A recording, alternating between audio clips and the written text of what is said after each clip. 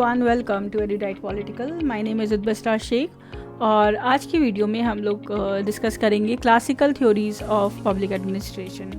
सो कल की क्लास में भी आप discuss scientific management theory in detail and आज की क्लास में वी विल बी डिस्कसिंग जो क्लासिकल थ्योरी ऑफ ऑर्गेनाइजेशंस होती थी in public administration. So, okay, we have Garima. Good evening, Garima.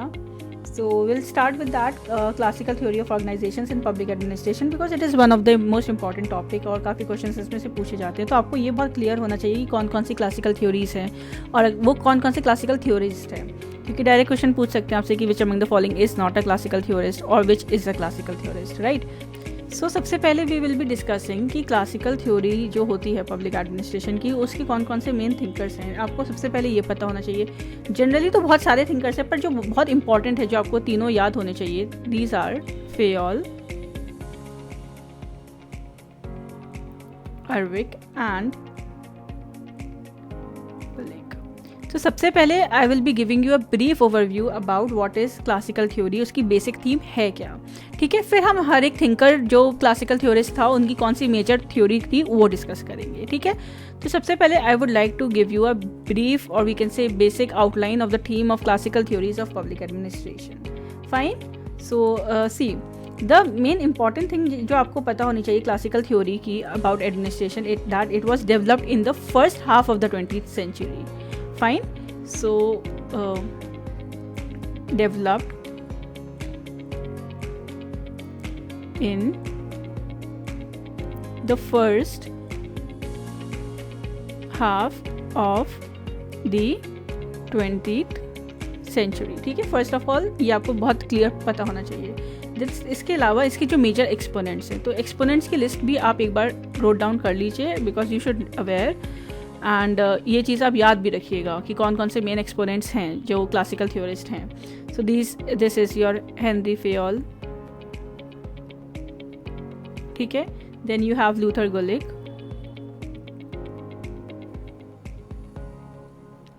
Then you have Lyndall अर्विक,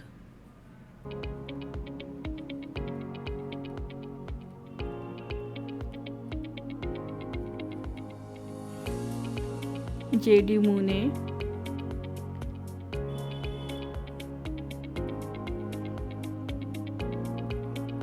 A.C. Riley and Mary Parker Follett, और you can write M.P. Follett। इनकी भी बहुत important theory है that you should very importantly know. अब इसमें से सबसे ज़्यादा इंपॉर्टेंट जो है that is Henry Fayol, Luther Gulick and Urwick. इन दोनों का नाम ज़्यादातर साथ में ही आता है, एंड M.P. Follett। हाउएवर इनकी भी जो भी चीज़ें हैं, अगर हम कुछ मेजर है that we will be covering. तो सबसे पहले तो ये चीज़ हो गई कि इनके एक्सपोनेंट कौन से, क्लासिकल थ्योरीज कौन कौन से हैं और ये कब डेवलप हुई, ठीक है। इस थ्योरी ने अपना जो जेनिथ है, जेनिथ कहते हैं we can say the highest apex, जो किसी थ्योरी में जब बहुत ज़्यादा पॉपुलर हुई होगी, तो ठीक है। तो इस थ्योरी का जो जेनिथ था दैट वाज इन 1937। क्यों? क्योंकि तब papers on the science of administration जो था वो पेपर पब्लिश करा गया था, that was papers on the science of administration, ठीक है। ये पेपर जो है तब पब्लिश हुआ क्या इस ईयर में, जिसकी वजह से ये थ्योरी बहुत ज़्यादा पॉपुलर हो गई थी। और ये पेपर ये जो पेपर है papers on the science of administration, ये किसका वर्क है? ये वर्क है गुलिक एंड अर्विक का, लूथर गुलिक एंड अर्विक, ठीक है। तो इन्होंने ये पेपर को पब्लिश करा था, papers on the science of administration, जिसकी वजह से ये थ्योरी अपना एकदम हाईएस्ट एपिक्स पॉइंट पे रीच हो गई थी। अब ये जो बुक थी ये सबसे ज़्यादा आप कह सकते हैं परसुएसिव या ऐसी बुक जिसमें सारी चीज़ें about classical approach of administration के बारे में डिस्कस करी गई थी काफ़ी कॉम्प्रिहेंसिव मैनर में, ठीक है। तो first basic thing that you should remember is all these points. Apart from that आपको ये भी पता होना चाहिए कि जो क्लासिकल थ्योरी है पब्लिक एडमिनिस्ट्रेशन की, उसके और भी नेम्स हैं। तो classical theory of public administration को we also known it as traditional theory,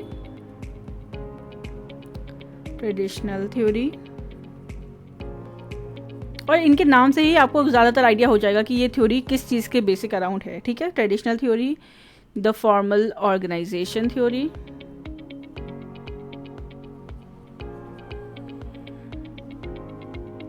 the formal organization theory, ठीक है.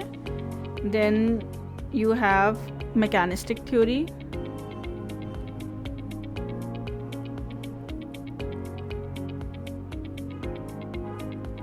Then you have structural theory,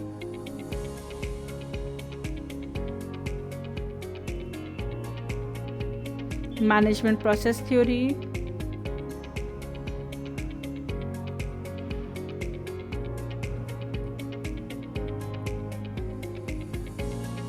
और स्कूल के नाम से भी इसे जानते हैं. And it is also called as administrative management theory. It was set by March Herbert Simon and G March. ठीक है, so also known as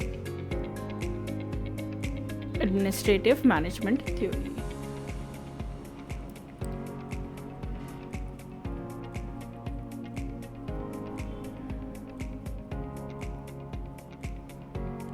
So classical theory of public administration are known by these various names: traditional theory, formal organization theory, mechanistic theory, structural theory, management process school या फिर administrative management theory.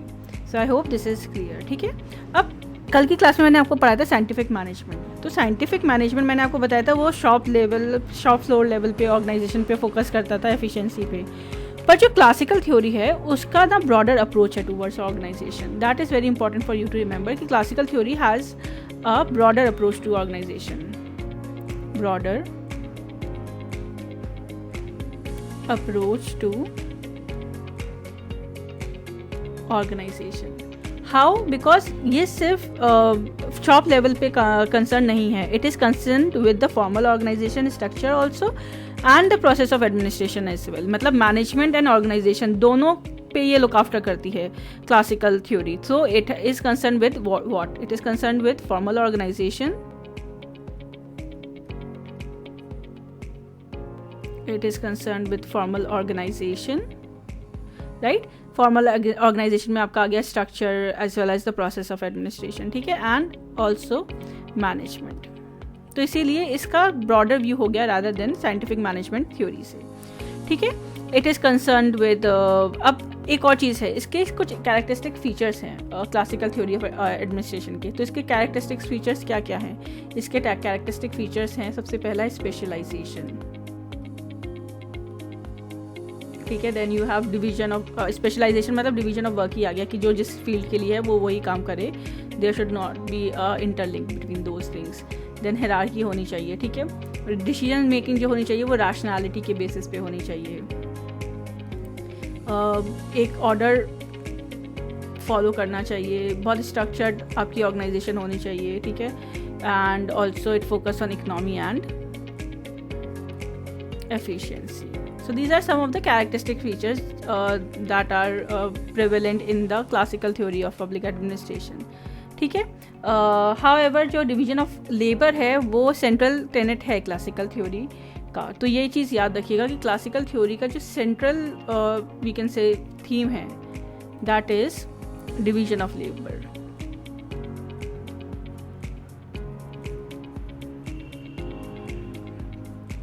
ठीक है, further जो classical theory है like the scientific management theory वो advocate करती है concept of economic man. Economic man का कंसेप्ट को फोकस करती है. तो इकोनॉमिक मैन का कंसेप्ट क्या होता है? इकोनॉमिक मैन का कंसेप्ट ये होता है कि पीपल जो होते हैं ऑर्गेनाइजेशन में, when people are in the organisation, तो वो ऑफन मोटिवेटेड हैं only by the economic factors. जो भी मटेरियल रिवॉर्ड उन्हें मिल रहा है चाहे मनी के फॉर्म में या किसी इंसेंटिव्स के फॉर्म में, so that is the only motivating factor behind a human nature. So that is what it is focused by this theory. ठीक है, अपार्ट फ्रॉम दैट जो क्लासिकल थ्योरिस्ट हैं वो जो क्लासिकल थिंकर्स हैं वो बिलीव करते हैं कि जो एफिशिएंसी और इकनॉमी होती है एक ऑर्गेनाइजेशन में उसको आप मैक्सिमाइज़ कर सकते हो जब आप इस्टेब्लिश करते हो एक सर्टेन फंडामेंटल प्रिंसिपल्स कि यही प्रिंसिपल्स हैं ऑर्गेनाइजेशन के जो बहुत इंपॉर्टेंट हैं और इसी को ही इंसान को फॉलो करना है जो भी एम्प्लॉय उनकी ऑर्गेनाइजेशन में आता है. तो अगर ऐसे ही सर्टेन आप फंडामेंटल प्रिंसिपल्स क्रिएट कर दोगे और बाकी जो पर्सनस आपकी ऑर्गेनाइजेशन में वो उसे फॉलो कर रहे हैं तो आपकी ऑर्गेनाइजेशन की ओवरऑल एफिशिएंसी और इकनॉमी इम्प्रूव होगी. ठीक है, अपार्ट फ्रॉम दैट जो क्लासिकल थिंकर्स हैं वो ये भी बिलीव करते हैं कि सारा एडमिनिस्ट्रेशन सेम होता है चाहे आप कहीं भी चले जाओ, दुनिया के किसी भी कॉर्नर पे चले जाओ, administration is same everywhere. So administration is administration irrespective की क्या नेचर है, क्या टाइप है या क्या कॉन्टेक्स्ट ऑफ वर्क है. So that is another point of believe by classical theorist that administration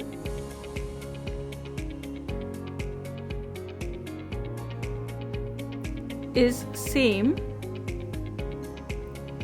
everywhere. और ये भी बिलीव करते हैं कि चाहे पब्लिक ऑर्गेनाइजेशन हो या प्राइवेट ऑर्गेनाइजेशन हो, जो एडमिनिस्ट्रेशन जैसे वर्क करता है दैट इज सेम, क्योंकि वो फंडामेंटल प्रिंसिपल्स हैं जिनको फॉलो करा जाता है।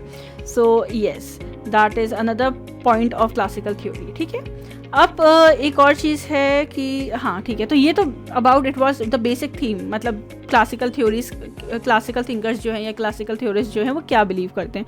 सो ये बेसिक आउटलाइन है, बेसिक थीम है about the classical theories of public administration की what they upheld basically.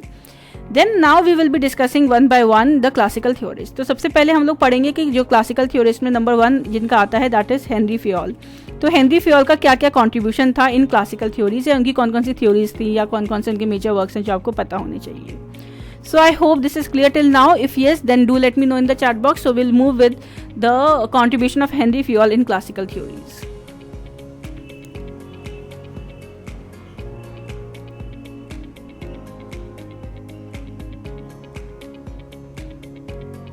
Okay, so we have Aisha also. Walaikum assalam, Aisha. So I hope this is clear.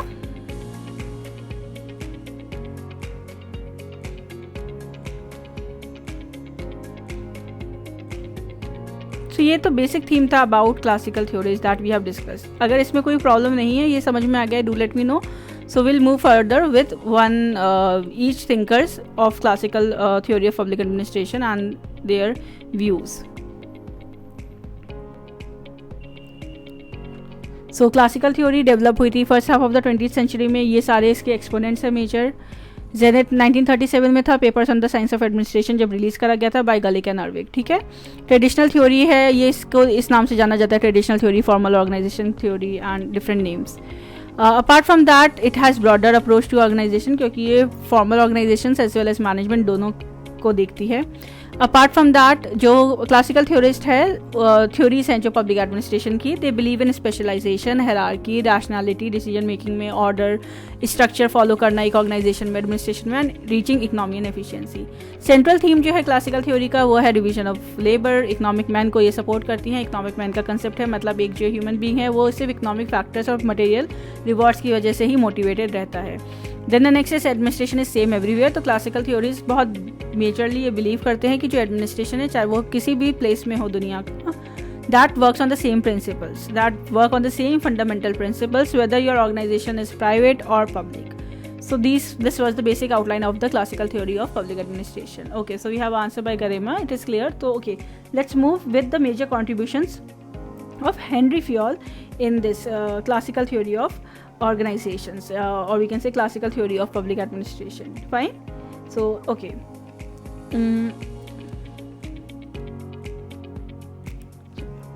अब now let's discuss. अब सबसे पहले जो हम लोग classical theories that we will be discussing is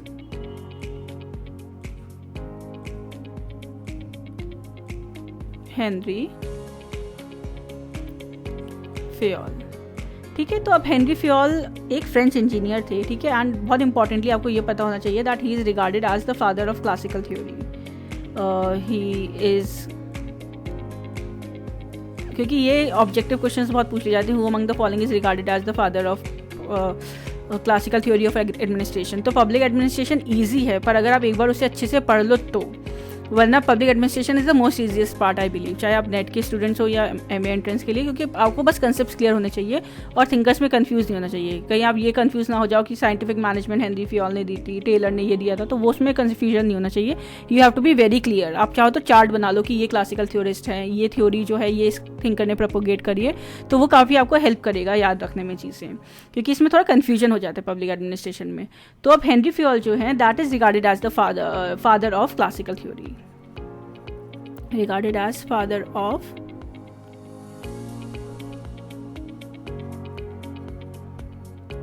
classical theory. ठीक है, अब इनका जो मेजर वर्क था that was general industrial management, general and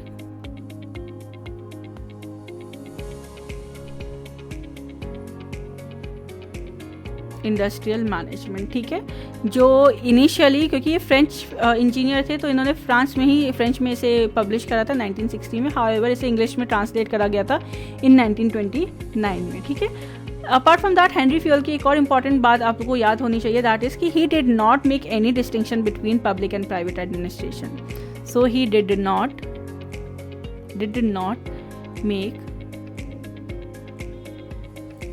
any distinction between public and private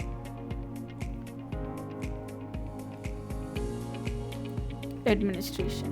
ठीक है, that is very important for you guys to know. And apart from that इन्होंने यही बिलीव करा था कि there are certain fundamental principles जिसको आप equally apply कर सकते हो पब्लिक एंड प्राइवेट अफेयर्स में. ठीक है, अब when we talk about the contribution of Fayol to the growth of classical administrative theory या classical administrative thought of public administration, तो that can be broadly categorise into 3 headings. तो वो 3 headings, 3 main contributions क्या क्या थे Henry Fayol के, that are as follows. Just give me a second.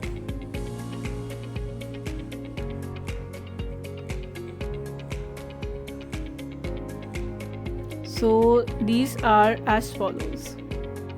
सबसे पहला था activities of an industrial undertaking.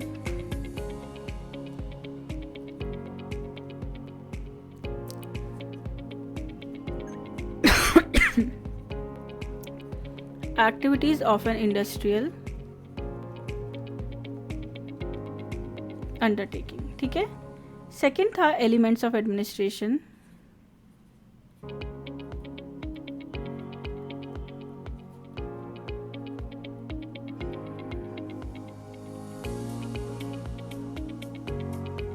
And third was principles of administration.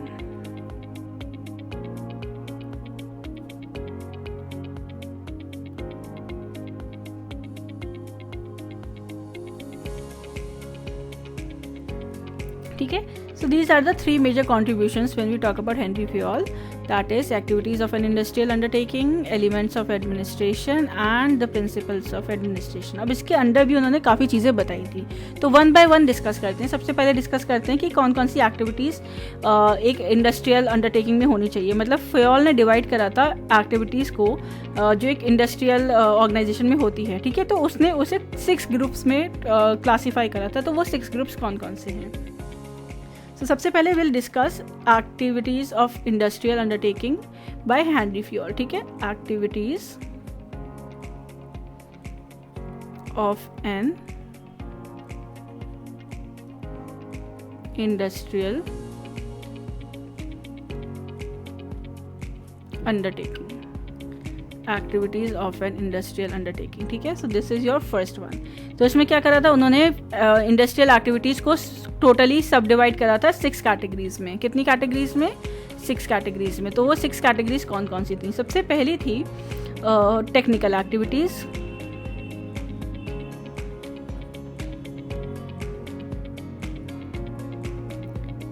Second थी कमर्शियल एक्टिविटीज़.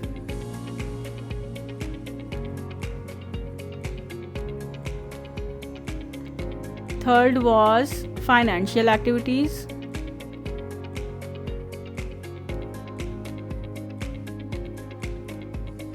ठीक है. Fourth is security activities.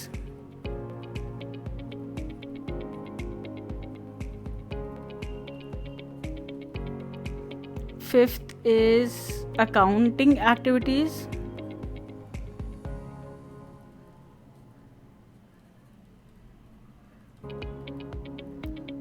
And the 6th is your managerial activities. We can say managerial or administrative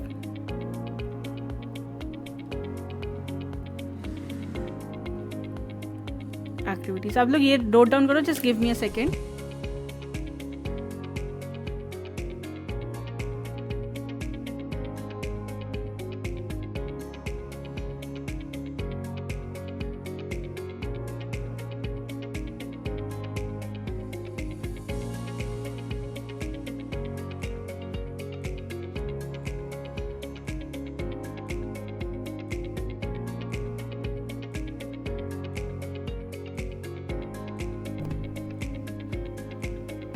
so I hope this is clear कि 6 activities में उन्होंने further divide करा था industrial undertaking में, कि उन्होंने ये डिवाइड करा था कि जो इंडस्ट्रियल एडमिनिस्ट्रेटिव होते हैं वो आप टोटली उन्हें डिवाइड कर सकते हैं 6 एक्टिविटीज़ में। और वो 6 एक्टिविटीज़ कौन सी है? Technical activities. अब टेक्निकल एक्टिविटीज़ में आपका आ गया प्रोडक्शन, मैन्युफैक्चर या फिर अडाप्टेशन। कमर्शियल एक्टिविटीज़ में वो फीचर्स आ गए जैसे buying, selling, exchange, trade, all these things. Financial activities में आ गए ऑप्टिमम यूज़ ऑफ कैपिटल कैसे कर सकते हैं। देन सिक्योरिटी एक्टिविटीज़ में आपका आ गया प्रोटेक्शन ऑफ जो भी पर्सन है आपकी ऑर्गेनाइजेशन में and also the property. Accounting activities में आपके वही स्टॉक टेकिंग्स आ गए, balance sheet, cost, statistics and all those things. Managerial activities या फिर एडमिनिस्ट्रेटिव एक्टिविटीज़ में आपका आ गया, this is very important, POOCC। ठीक है, ये डायरेक्ट पूछ सकते हैं, ये बहुत इंपॉर्टेंट है, आपको याद होना चाहिए कि ये 5 कौन कौन से फीचर्स हैं। तो ये एलिमेंट्स जो हैं एडमिनिस्ट्रेशन के, वो मैं अभी दूसरे पार्ट में आपको कराती हूँ। ये बहुत इंपॉर्टेंट है POCC कि ये किसने दिया था, सबसे पहले आपको ये पता होना चाहिए। तो that was given by Henry fuel. अब ये POCC का फुल फॉर्म क्या है, ये कौन से एलिमेंट्स हैं एडमिनिस्ट्रेशन के, इनका chronological order is very important for you guys to remember. So I hope this is clear till now. Now let's discuss the elements of administration which are these following POCC. ठीक है, इधर 6 से ही ये चीज़ continue होगी। तो ये तो आपकी हो गई activities of an industrial undertaking. Second जो हेनरी फ्यूल का कॉन्ट्रीब्यूशन था that was elements of administration, और उसी में इन्होंने फर्दर ये वी कैन से इलैबोरेट करा था अपना कंसेप्ट ऑफ POCC। ठीक है, एलिमेंट्स ऑफ, जैसे आपको पता है पोस्ट क्रॉप व्यू था, वैसे ही इनका जो एब्रीविएशन है दैट इज़ POCC, पर इसमें इनका आपको वो पता होना चाहिए कि कौन सा एब्रीविएशन किस चीज़ के लिए स्टैंड आउट करता है एंड इनका correct chronological order, because it could be asked in your examination. Apart from that ये भी पूछ सकते हैं कि इनमें से कौन सा फीचर या एलिमेंट नहीं है of Henry fuels administration. Fine, so that is very important. तो जो क्रोनोलॉजिकल ऑर्डर है दैट इज़ POCC। अब सबसे पहले इसमें आ जाएगा आपका प्लानिंग। ठीक है, O से आपका आ गया ऑर्गेनाइजिंग। ठीक है, C is for commanding, command. Then the second C is to coordinate and the last C is for control. तो ये क्रोनोलॉजिकल ऑर्डर में याद रखना बहुत इंपॉर्टेंट है, क्योंकि ज़्यादातर क्या होता है लास्ट में बच्चे कंफ्यूज हो जाते हैं कि कंट्रोल पहले आएगा या कोऑर्डिनेशन पहले आएगा कि क्या पहले आएगा। तो ये आपको याद होना चाहिए कि पहले आता है प्लानिंग, देन ऑर्गेनाइज करते हैं, देन कमांड देते हैं, फिर कमांड देने के बाद चीज़ों को कोऑर्डिनेट करवाते हैं एंड देन कंट्रोल करते हैं। So these are the elements of administration according to Henry Fayol. And when we talk about planning, तो प्लानिंग इज बेसिकली कि आप एग्जामाइन करते हो कि फ्यूचर में आपको क्या करना है। आप एक प्लान को ड्रॉप करते हो अपने एक्शंस के लिए and that plan should have the characteristic features, जैसे कि यूनिटी ऑफ कमांड हो गया, कंटिन्यूटी हो गया, फ्लेक्सिबिलिटी हो गया, प्रेसिजन हो गया। तो वो सब इस प्लानिंग में आप करते हो चीज़ों को लेके। फिर आप ऑर्गेनाइज करते हो। ऑर्गेनाइज से मतलब ये है कि आप बिल्डअप करते हो डुअल कैरेक्टरिस्टिक्स की क्या मटेरियल एंड ह्यूमन चीज़ें लगेंगी उस चीज़ मतलब उस गोल को अचीव करने में। Then third is commanding, that is कि आप एक्टिविटीज़ को मेंटेन कर सको अमंग द जो भी आप लोगों ने एम्प्लॉयज़ को हायर करा है उनके बीच में। Then comes coordination. So coordination is basically अब आपने हायर कर लिया, कमांड दे दी, पर उनको बाइंड टुगेदर करके भी रखना है कि उन लोगों के बीच में हार्मनी रहे, सारी एक्टिविटीज़ और सारे एफर्ट्स जो है वो स्मूथली चलते रहे, right. And the last is to control, कि आप ये देखें कि जो चीज़ें हो रही हैं वो जो आपकी गाइडलाइंस हैं as an organisation, as an administration, उसी के अकॉर्डिंग में हो रही हैं, उसकी कंफर्मिटी में हो रही हैं with established rule and expressed command. So yes, so the administration according to Fayol encompasses POCC, which stands for planning, organizing, commanding, coordinating and controlling. So yes, according to Fayol ये जो administrative ability होती है rather we can say technical ability it is required at higher levels of an organization. So yes, तो एक और चीज़ है कि Henry fuel ने ये भी बोला था कि जो टेक्निकल एस्पेक्ट होता है, जो टेक्निकल एबिलिटी होती है वो प्रीडोमिनेट करती है lower we can say down the ladder, but जो मैनेजरियल एबिलिटी होती है that higher up the level. So yes, he believe that administrative ability जो है वो सिर्फ टेक्निकल नॉलेज के थ्रू नहीं आ सकती, एडमिनिस्ट्रेटिव ट्रेनिंग भी ज़रूरी है एम्प्लॉयज़ की सारे लेवल्स पे। And yes, and also Henry fuel was the one, ये याद रखिएगा, it was Henry fuel who pleaded for administrative training of employees. He was the first one जिसने ये बात रखी थी आगे कि एम्प्लॉयज़ को एडमिनिस्ट्रेटिव ट्रेनिंग भी देनी चाहिए टेक्निकल एस्पेक्ट के साथ. So Henry Fayol was the first one who pleaded for we can say administrative training of employees.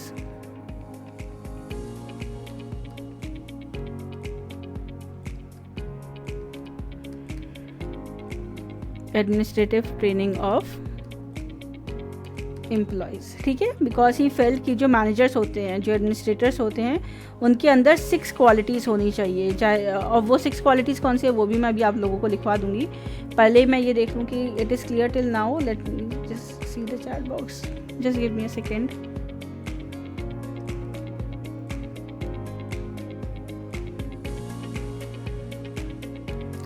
So yes Karim and Ayesha, is it clear till now?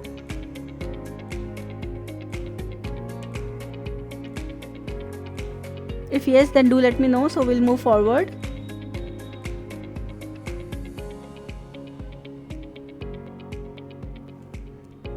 Okay, so now now the next thing that you should know is what are the 6 we can say attributes या फिर qualities या फिर skills जो एक manager या administrator में होनी चाहिए according to Henry Fayol. So 6 attributes, or you can write qualities, or even you can say skills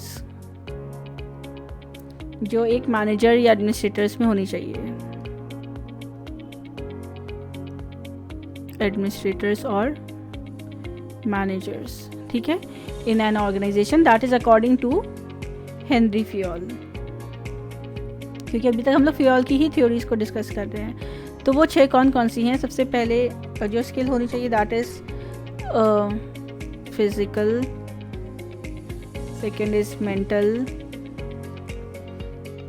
third is moral, fourth is general education,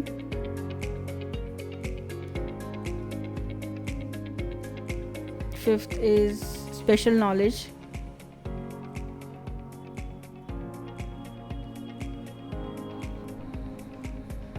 and sixth is experience. तो ये सारी चीज़ें एक अच्छे मैनेजर या फिर यू कैन से एडमिनिस्ट्रेटर में होनी चाहिए. So yes, then the last thing that we should discuss with regards to Henry Fayol is, जैसे मैंने आपको बताया कि 3 चीज़ें थी, ठीक है. तो उसमें से जो लास्ट है दैट इज़ कि हेनरी फ्यूल ने बहुत प्री क्लासिफाइड करे थे प्रिंसिपल्स ऑफ एडमिनिस्ट्रेशन, और उन्होंने 14 प्रिंसिपल्स बताए थे एडमिनिस्ट्रेशन के. तो वो 14 प्रिंसिपल्स आपको पता होने चाहिए. एंड ये भी क्वेश्चन आ सकता है, who among the following gave 14 principles of administration? So the correct answer will be Henry fuel. That you should know. So right it down that fuel gave 14 principles of administration.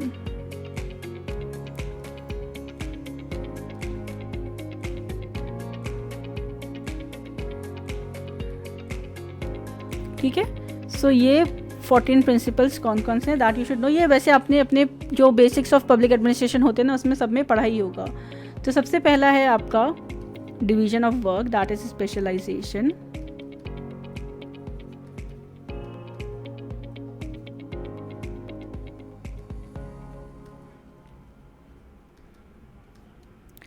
Second, you have authority and responsibility.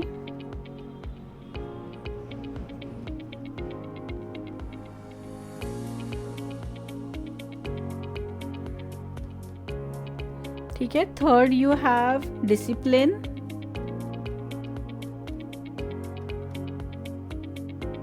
Fourth, you have unity of command.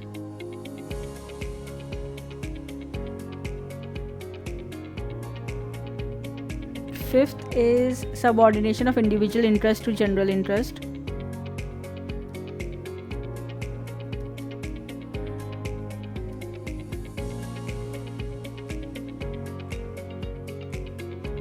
Subordination of individual interest to general interest. और एक और चीज़ याद रखिएगा कि ये point of distinction भी है जो यूनिटी ऑफ कमांड वाला सीन है, क्योंकि फ्यूल एडवोकेट करते हैं unity of command, whereas Taylor जो है उन्होंने अपनी साइंटिफिक मैनेजमेंट बोला था कि there should be foremanship.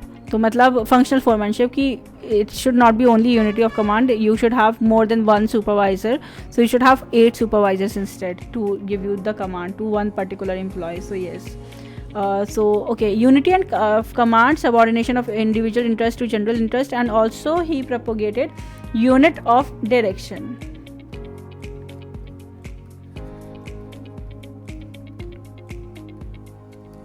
So ये तो हो गए 6 points. He has given 14 points. So the next point is 7th, that is remuneration.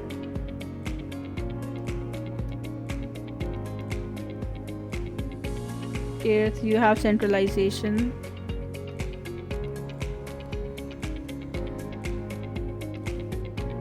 Scalar chain, that is line of authority.